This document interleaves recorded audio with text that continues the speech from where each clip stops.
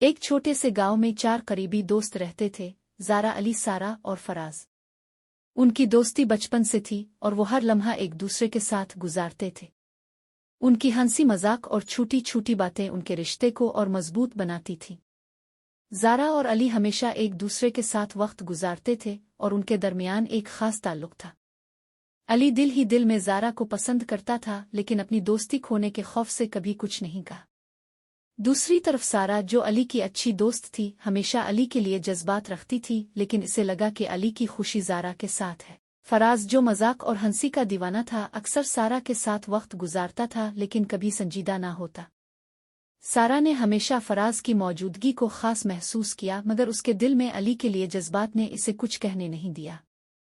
وقت کے ساتھ ایک حادثہ زارا کی زندگی میں آیا اور علی نے اپنی محبت کا اظہار کرتے ہوئے ہر لمحہ اس کے ساتھ کھڑا رہنے کا وعدہ کیا۔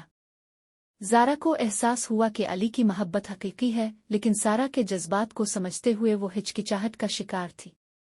سارا نے زارا کو تسلی دی کہ اس کی خوشی علی کے ساتھ ہے اور اس نے اپنی محبت قربان کر دی۔ اس کے بعد فراز نے سارا کے ساتھ وقت گزارنے کے دوران محسوس کیا کہ اس کی زندگی میں سارا کی جگہ کتنی اہم ہے۔ اس نے سارا سے اپنی محبت کا اعتراف کیا اور ان چاروں کے تعلقات محبت اور دوستی کے ایک نئے باب میں داخل ہو گئے۔ یہ کہانی محبت، قربانی اور دوستی کے خوبصورت رنگوں کو بیان کرتی ہے، جہاں جذبات نے رشتوں کو اور مضبوط کر دیا۔